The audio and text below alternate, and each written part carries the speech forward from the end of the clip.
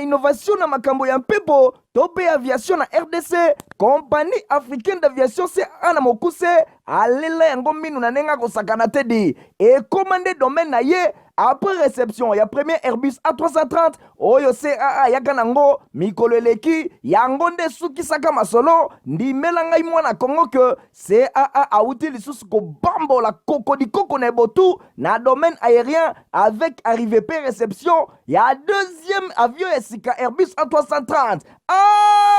Airbus A330 deuxième frappe yango yo ya mokwake na mapate RDC ya boebondi melangai ke mon côté na terrain po ezala nanu te ekomi lelo ntimba na nzuzi veut dire mapasa Airbus A330 ba avion ya mokwake ya liboso eyaka yango yo bozwa lix eza nango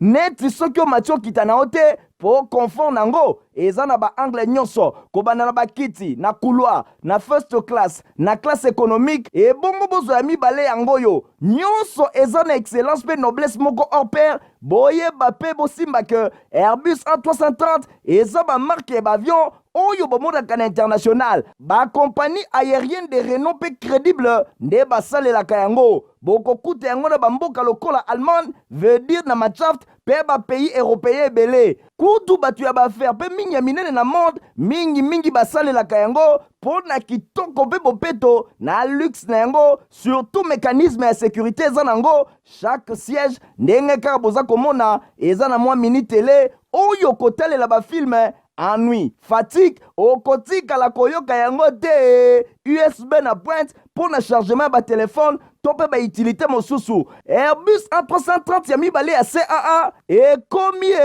eza na deux classes first class pour na bino ba grand monsieur na ba grande dame pe ba personnalité misusu ebele avec 36 sièges classe économique pe ezali po na bino bosalaka baaffaire pe bato nyonso ba amoureux ba voyage avec 267 sièges mokoka sala voyage na ba meilleures conditions ndenge nanu ezala te avec Airbus A330 ya mibale ya CAA avion ya sika oyo euti kokoma ekwei deja na mabele timba na nzuzi lelo mibale moko te na Congo bana Congo pe bapaya basepeli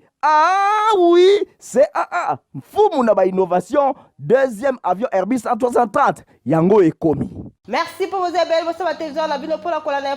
journal, il y a peuple pour le peuple mercredi. Et là, on a voté la bino, tout font la journal pour le président de la République, Félix Antoine Tshisekedi Tshilombo. Il y a un maki mokola mardi 1er novembre, la cité à Union africaine, ministre nigérien à commerce, Ayaki, ko PCE message, il y a président Nabango Mohamed Bouzé. Voilà notre reportage, héritier Mapini Massalvino. Message au ministre nigérien à commerce Amemaki Yango et Paya président de la République Félix Antoine Tshisekedi Tshilombo. Ils ont qui message et information puis invitation adressée en même temps à président Félix Antoine Tshisekedi Tshilombo. Il a co-participé personnellement à double sommet à Union africaine au Ekosalema na Niamey, capitale ya Niger du 20 au 25 novembre 2022 na thème industrialisation de l'Afrique zone libre échange continental. À l'issue à audience Oyoba accordaki et pas émissaire et président Bazoum a déclaré que République ya Niger ezali ko tenir respect à ba principe intangibilité ya ba frontière pour l'agression entre ba États pour na ko garantir PP inquiétude sociale sur continent et particulièrement la République démocratique du Congo. République démocratique du Congo pe Niger ezali ko entretenir ba relation moko ya kitoko na ba divers domaines pe ba deux présidents bazali ko partager ba même valeur ya solidarité ya fraternité ya PP progrès pour na Afrique. Namasolo Italie, Assemblée nationale qui projet à budget exercice 2023. Ils ont qui déclaré recevable par honorable député nationaux après défense du Premier ministre Jean-Michel Samba Mokula mardi 1er novembre. Reportage Nadine National héritier Mapindemi. Mardi 1er novembre 2022, son Excellence Premier ministre Jean-Michel Samba Lukonde Kenge a yaki le sous l'Assemblée nationale pour répondre à la préoccupation et à honorable députés nationaux pour la loi des finances exercice 2023 oyo ezalaki jugé recevable pe etindamaki na commission ECOFIN boye majorité moko confortable ya baeli nationaux bajugaki recevable loi des finances exercice 2023 oyo ezalaka présenté le 28 octobre euti koleka débat ya makasi esalemaki pe efungwamaki na baquestion ya bahonorable député oyo bapozaki epai ya premier ministre na ntina wana mardi 1er novembre azalaki liboso ya représentation nationale. Commission ya ECOFIN eza na délai ya 15 jours pour na kosala toilettage ya texte oyo na concours ya ba député mususu bazali intéressé ba ministre ba service public oyo bazali concerné pe ba question particulière ya commission na ouverture ya séance na après-midi 1 minute ya silence ezalaki observé na mémoire ya ba victime ya ba atrocité ya ba M23 na est ya République démocratique du Congo ezalaki occasion pour na Jean-Michel Sama Lukonde Kenge aye bana ko informer ba honorable député ba promesse pe ba réponse selon ba moyens oyo ezali alloué pour na rétablissement ya kimia pe intégrité territoriale sali ya peuple ezali loi suprême ndenge Jean-Michel Sama Lukonde alobaki na ba réponse na ye apesaki pa ya ba honorable député a résumaki yango na 4 thématiques mingi penza alobelaki likambo etali ba question ba dépenses pe ba sécurité projet ya développement ya 145 territoires où ezalaki financé na cadre ya budget 2023 alobelaki ba préoccupation générale pe ba effort oyo gouvernement azali kosala pona ko stabiliser dépréciation ya monnaie nationale na proportion acceptable pona ko perturber cadre macroéconomique te pona oyo etali exclusivité ya petit commerce lelo ezali epai ba expatrié au détriment ya ba nationaux à promettre que projet ya loi moko ekouté pa ya gouvernement pour na ko protéger pe ko garantir exclusivité nationale et longona accès ya ba crédit et pa ya ba nationaux pour na oyo etali likambo ya miba alobelaki ke demande ya subvention ya 20 millions de dollars et sengamaki et pa ya ba honorable député kasi l'état azali ko bongisa 160 millions de dollars américains lokola premier à compte ya 3 millions pour na kosala cadre moko na budget 2023 pour na ko créer société minière ya Sika alobelaki augmentation ba recette publique ya 35% ya budget par rapport à exercice 2022 a reconnaîtra ki apport minier pe mosala IGF azali kosala elongo na ba régie financière boye alui ba allocation importante et kozala pour na poursuite et amélioration ba conditions ba fonctionnaires ya l'état pe mécanisation ya ba nouvelle unité encadrement ya jeunesse pe construction d'infrastructures sportives et kosala mape na mboka mobimba alobi fonds de promotion de la santé création ya kosokipe na construction d'infrastructures ya santé et kosala malisusu na RDC mobimba. En attendant projet il y a 145 territoires où il mise en œuvre na yango esi ebandi gouvernement azali kosala déjà ba construction pe modernisation ya ba infrastructure moko ya makasi pour na kosala ke développement et yeba na kozala vraiment makasi au moins 30% ya décaissement esalemaki déjà pour na kofungola 38 000 km ya banzela ya dessert agricole à travers RDC mobimba. Gouvernement a conclure que ministre oyo azali kosala implication ba députés nationaux pour na réussite ba projet nyonso ezala exécuté na cadre ya loi na collecte pe usage ya ba ressources nyonso. Totikala kaka na masolo ya Assemblée nationale pour la commission qui par rapport à la préoccupation à honorable député info lingala journal ya pour la peuple et mais qui opé sa bino résumé à la réponse au premier ministre Jean-Michel Sama avant recevabilité à projet au ya loi ya finance exercice 2023 Nadine Asson a rythme opinion basel nos compte rendu. Président, honorable membre du bureau, honorable députés nationaux. Avant kokota na ba réponse to kopesa ba réponse na ba préoccupation ya ba honorable député Jean-Michel Sama Lukonde Kenge a condamnaki na ndenge ya makasi agression rwandaise na est ya République démocratique du Congo na nzela ya ba M23 a promettre que ensemble longo na gouvernement nyonso na bokambami ya chef de l'État pe commandant suprême ya ba FRDC Félix Antoine Tshisekedi Tshilombo bakosala makasi po na kobatela intégrité territoriale ya RDC alobaki na qualité na ye ya chef ya gouvernement alingi aloba ba barbare pe bacommanditaire ya nyonso ezali kosalema ya mabe na este ke na nsima ya commandant suprême excellence Félix Antoine Tshisekedi Tshilombo peuple congolais bakose défendre na ndenge ya makasi mpona kodefendre mboka na bango pe contre-offensive ekosalama millimètre carré moko te ya territoire ya RDC ekozala cede epai ya bato mabe ndenge numéro 1 ya ba warrior atalisaki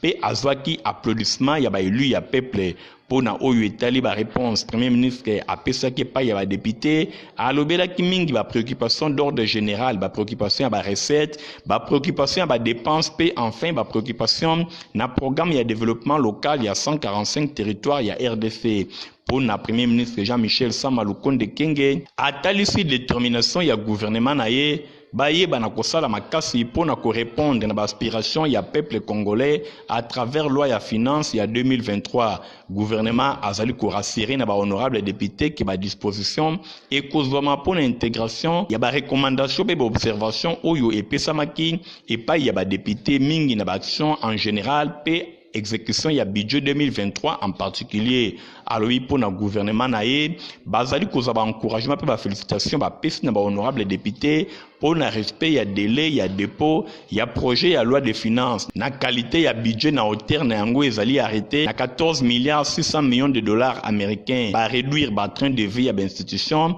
ba té en place ba mécanisme moko ya makasi pour na contrôle ya accroissement ya ba recette ba accroissement ya budget oyo ezali alloué na défense ya santé pe ya enseignement et longo na prise en compte ya programme ya développement local ya 145 territoires. Pour 2 ans seulement, budget ya mboka sous premier ministre Jean-Michel Sama Lukonde Kenge elongwe na 7 milliards na 14 milliards de dollars américains. Pour na chef ya gouvernement alobi ezali fruit ya hasard te kasi ezali mosala moko ya sérieux oyo esalemaki ezali kotalisake baza na maîtrise ya ba finance publique pe bazali kolite contre coulage ya ba recette mingi penza na ba organe ya contrôle local la IGF Senaref Cour de compte pe bazali kosala makasi pona ko maximiser ba recette à partir ya ba régie financière. Na masolo ya Assemblée nationale boye baki Christophe Mboso ya yambaki en audience mokola mardi 1er novembre madame Dieme Keita oyo azali bongo sous-secrétaire général ya ba Nations Unies pe directrice exécutive adjoint ya Fonds de Nations Unies pour la population. Voilà un reportage. Président de l'Assemblée nationale, Christophe Mboso Kodiampwanga, ayambaki mardi 1er novembre 2022, Madame Diene Keita, sous-secrétaire générale des Nations Unies et directeur exécutif adjointe du Fonds des Nations Unies pour la population, INFP na Mukuse. Na masona bango balobela ki situation humanitaire, recensement ya population pe place ya RDC na politique régionale pe internationale. Na suka masona bango Madame Keita alobaki boyi azana esengo ya kozala honoré pe kokuta na président ya Assemblée nationale Christophe Mboso Kodiampwanga balobela ki état ya développement pe ya recensement ya population pe état humanitaire ya mboka elongo na place ya RDC na politique régionale pe internationale. Numéro 1 ya chambre basse ya parlement na sagesse na ye ayoka ki message ya diplomate onisienne bazaki na ba discussion moko intéressante pour na kotala ndenge nini RDC azali kosala ba effort sur le plan économique pe azali vraiment sur le plan international azali ko mener bataille moko pour na développement humanitaire ndenge atalisaki sous-secrétaire général ya ba Nations Unies na visite na ye na chambre basse ya parlement ezalaki pona kolobela na ba représentant ya peuple bayeba ke exécutif oyo ezali kokamba politique ya mboka en tant que membre ya ba Nations Unies alobi akoincite ba élus nationaux bayeba na kointerpeller exécutif ayeba na komema mboka na ndenge ya malamu na nzela ya développement pe na politique sociale ekende liboso. Délégation oyo ekambamaki na Ogi Kalonji oyo azali eli ya Tchangu na ville province ya Kinshasa na qualité na ya président ya réseau de jeunes parlementaires oyo ezalaki créé na Assemblée nationale epai ya UNFPA. na wasonga ki bamvula esanose makasi na ville province ya Kinshasa esengeli kozela ba inondation ya ndenge na ndenge surtout ba construction anarchique oyo etondi vraiment mingi na ville province ya Kinshasa. Info lingala journal ya peuple pour la peuple et mais ko réfléchir pour la bino. Jadine Malembe reportage. Kala mingi te tozokota mois ya décembre kasi parti est ya ville province ya Kinshasa ekozala inondé na yango ba famille ebele bazali déjà kobanga bosingeli kosimba ke parmi ba raisons oyo ezali ko provoquer ba inondation ezali pe effet que rivière Yanjili ezali ko pungisa malembe canal na yango ya kolekisa mai situation yango esengeli ko simba pe ba konzi ya mboka emonani pe ke ezali na ba marcheurs ba chasseurs pe batu mosusu oyo basalaka ba activité na bango tout au long ya rivière Yanjili. Beaucoup plus batu ya commune ya Limete Kisensu Masina Matete pe commune Yanjili na yango ba marcheurs ba moni malamu ya ko repousser ebale na quelques mètres na ko placer digue na yango pousser ya ko lutir ezobimisa pe ba risque au long ya rivière Yanjili soki ba konzi ba fongoli misute ba catastrophe ebele ekosalema. Observateur moko amonisi yango que pendant un temps rivière Yanjili ezali ko déborder pe ko bebisa ba terrain agricole na koleka large ya 50 mètres. Pe batu o bazali ndinga ya ebale bazali pe ko couru un grand danger na ba microbe pe ba infection ya ndenge na ndenge na yango loko la gouverneur et la kisi ko prévoir Kinshasa o ezali capitale la République démocratique du Congo ezali ko enregistré depuis quelques décennies boom démographique. Problème ezali que ba habitat économique crucial yango ezali ko pesa pose ya ba terrain parce que marécage ezali activité moko familiale na yango préoccupation ezali ya ko akotre intendit ya ko exploiter gouvernement yepe atikali simate azali ko créer ba emploi na mécanisme ya gestion ya population. Panier africain d'aviation Fly CAA a présenté binoba Airbus mibale ya sika oza na capacité ya koyamba plus de 300 places à chaque Airbus A330 reportage.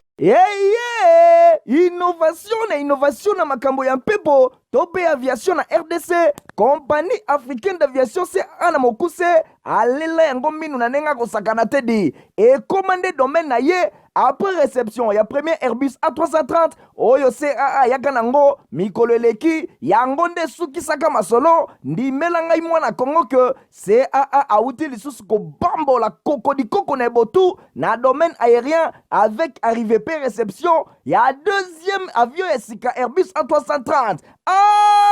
Airbus A330 deuxième frappe yangoyo ya mokwake na mapate RDC ya boebondi melangai que mon côté na terrain po ezala nanu te ekomi lelo ntimba na nzuzi veut dire mapasa Airbus A330 ba avion ya mokwake ya liboso yaka yangoyo bozwa lix eza nango neti soki omati okita na ote po confort nango eza na ba angle nyonso kobanda na bakiti na couloir na first class na classe économique et bongo bozo ya mibale yangoyo nyonso eza na excellence pe noblesse moko hors pair boyeba pe bosimba que Airbus A330 eza ba marque ba avion oyo bomodaka na international ba compagnie aérienne de renom pe crédible nde basalelaka yango bokokuta yango na bamboka lokola Allemagne veut dire na Machaft pe ba pays européen ebele kutu batu ya baaffaire pe mingi ya minene na monde mingi basalelaka yango po na kitoko pe bopeto na luxe na yango surtout mécanisme ya sécurité eza nango chaque siège ndenge kaka boza komona eza na mwa mini télé oyo kotalela bafilme ennui, fatigue, okotika la koyoka yango te USB na pointe pour na chargement ba téléphone tope ba utilité mosusu Airbus A330 ya mibale ya CAA ekomi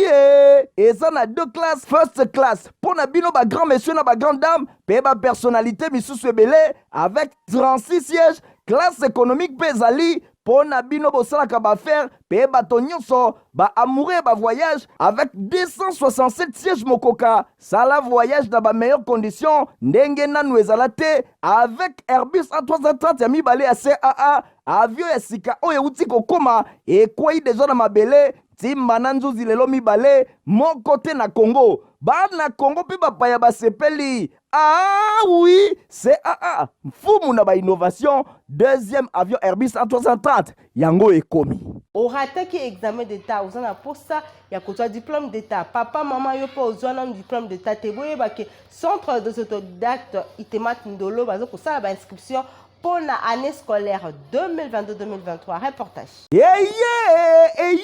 Nan yango lobaki ke esili pona yo tan ya koyekola to kotenga pe ozwa mokanda oyo eza kocertifie kotenga na yo esi elekadi tala centre des autodidactes Itemat Ndolo oyo ezomi na kati ya Istandolo balobi papa mama pe bilenge oyo botanga na ba domaine technique to pe bosala ba option technique na 6e des humanités to na classe inférieure kasi bozwa diplôme te po bosilisaka classe te Itemat Ndolo à travers centre des autodidactes na ye bafongoli bikuke mpona bainscription mpona kopesa bino nzela bozwa badiplôme na bino kitoko babenga bino mpe badiplôme babetela bino bikelekele babetela bino biwululuwululu bato batia poudre na moto mpe basepela bowelisaka na bino deja mpona kozwa inscription na baoption technique oyo aviation civile, électricité générale, mécanique générale, météorologie, électronique,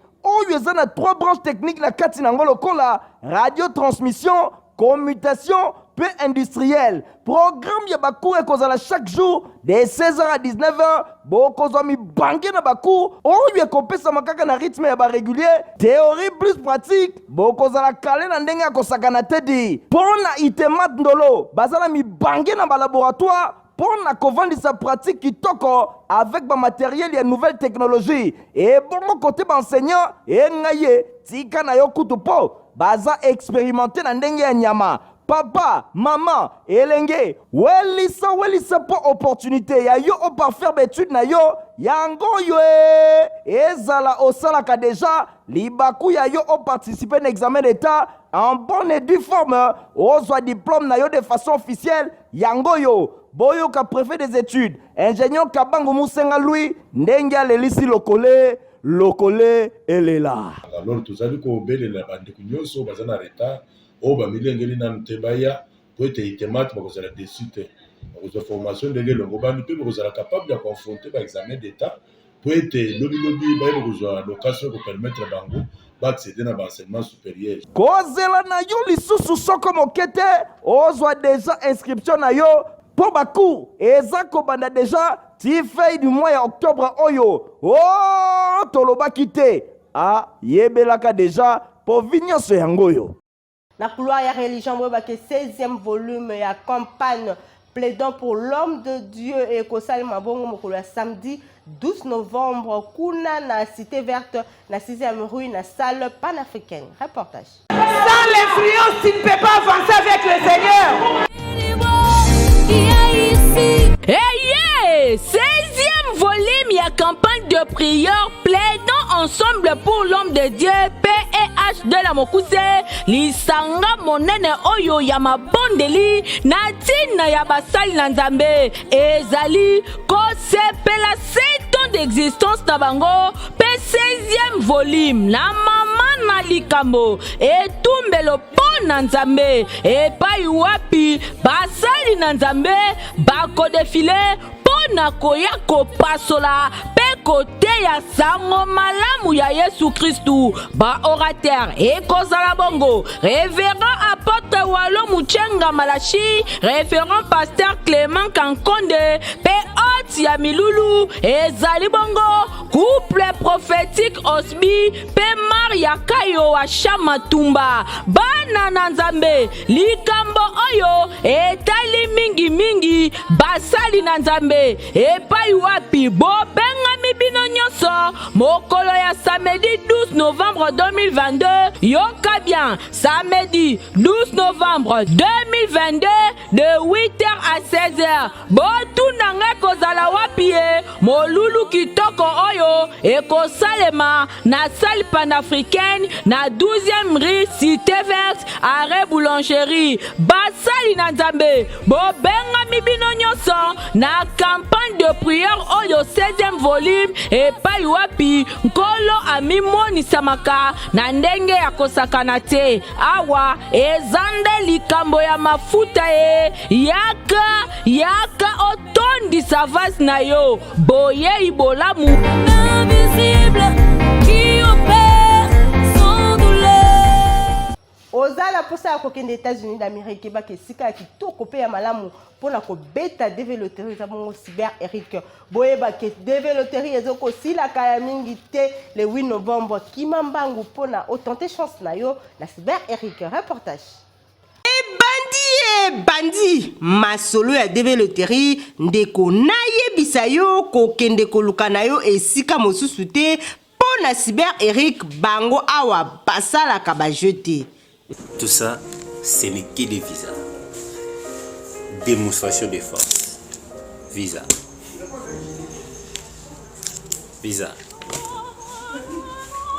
Visa. Bako sayote, zala sur et sika ozali ko beta développerie ezali cyber Eric.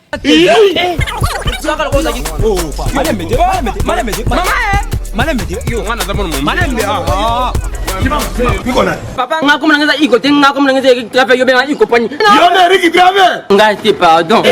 Yo alobe changer ki yo. Kingasani, ana victoire semi barrière, kitambo. Papa sana biso. Ba on let's go e ba ye kuna ba bisa nga on na betela ngoti pe tegi. Mama Attention. Yo moto oza na libanda ya mboka. ADG Eric Mwamba alobi ko banga na yote okoki ko beta développerie na cyber Eric. Ane oyo ko beta développerie eza nango kaka ndenge to mesana ko beta na $5 mais l'avantage ezali ebele et surtout ce que vous gagnez yeba yango prise en charge ezali ata oza na ndeko na États-Unis te biso to ko supporter to ko pesa yo logement. Cyber Eric zwa bango na ba adresse oyo. Toza na quartier ena Kimbuta, ngokende États-Unis. Beaucoup ma famille ba américain bana tchango za na Nselema Luku ozali en face ya entrée Kimbuta ba awa botu nanga na za wapi naza na limité na 11e rue référence INPP soko komi kaka na limité 11e rue eza place ko bunga te tuna kaka agence de voyage Eric Travel eza wapi awa bisika tozali eza sika ko bunga te outi pen mimosa matadi kibala soko komi kaka na magasin kitambo magasin tuna kaka agence de voyage Eric Travel mutu nyonso aza wana akolakisa yo transport nyonso kozwa bisika bizwami yo yebisa bango batika yo na Victoire soko komi na Victoire kaka na place des artistes eza bisika kobunga te mutu nyonso kokuta wana tuna ye kaka agence de voyage Eric Travel eza wapi akolakisa yo tala yango wana na station Angel Eric Travel bana Victoire awa na commune ya Kalamu bisika ya kobeta développerie baza sérieux bakobetela yo développerie sima mikolo o gagné na tindi yo na agence de voyage Eric Travel epa ya ADG Eric Mwamba soko kei kuna etali yo awa nde sika batu bazo gagné pe bazo koma ba américain poto malonga pona bana na bino eza bongo protiva mukolo pe okoki komela no yango yena zoko ya bien bébé pro azoko ya bien po ayeka protiva bongo bébé ni pipi c'est etumba na pota ndeko na malika mini mo ezolela makasi bo ezoloka ntina balabala yeka boye alia na pasi mwana oyo mwana kolia na pasi te eske biloko azolia oyo azosepela nango tala bébé pro ye aliaka kaka protiva bandiku naza kupesa bino Jean-Pierre ya mwana oyo bébé pro banda kuma kuria aliaka kaka protiva butala ekola linai protiva kitoko na miso elengi na monoko misala na nzitu ya bana pona société ya santé ya bana esengeli baliaka potopoto protiva tala lelo yo bébé pro akoli malamu po aliaka potopoto protiva bino kuna chimaka te